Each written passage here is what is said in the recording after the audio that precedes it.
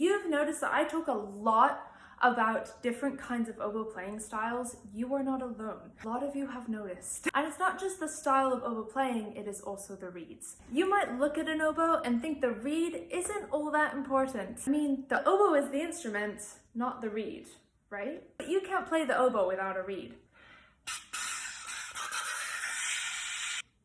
See? It just doesn't work. And there are a lot of different kinds of reeds. Today we're going to dive into the American reed style and the European reed style, and what I actually mean when I say that I've transitioned oboe reed styles. Firstly, they look different. These are American reeds. You can see that the area of scrape is actually longer than the European reeds. Oboe reeds are scraped to create basically their ability to be played, and the American way of scraping oboe reeds is very different from the European way. Where they are scraped, how much they are scraped, it's all completely different. How you play the reed is also extremely different. To play an American long scrape reed, the embouchure looks something like this. My chin is like really straight and focused to create a very specific shape in the embouchure. So the oboe is much closer to my body when playing an American scrape reed because that is the angle that the embouchure needs. Whereas on a European short scrape reed, oboe is much higher up and the embouchure is much wider.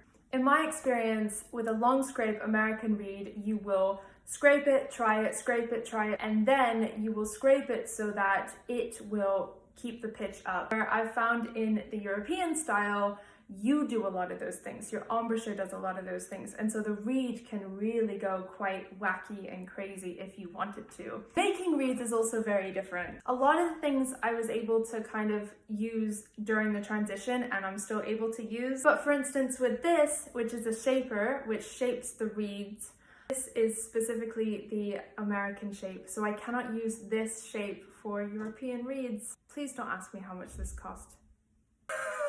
There are many different sub-styles of reeds underneath these umbrellas. I mean, there's a lot of countries in Europe and they each do it a wee bit differently. Every oboist's reeds are unique to them, and I am so excited about my journey of figuring out my own reeds. Before I transitioned reed styles, I tried a European reed for the first time, and I remember the joy I felt. It was like the first step to me actually believing that I could do this transition. Now, flash forward, and I'm actually playing on the European style. Let me know your thoughts or your questions in the comments, or just tell me which style of oboe you play, and until next time.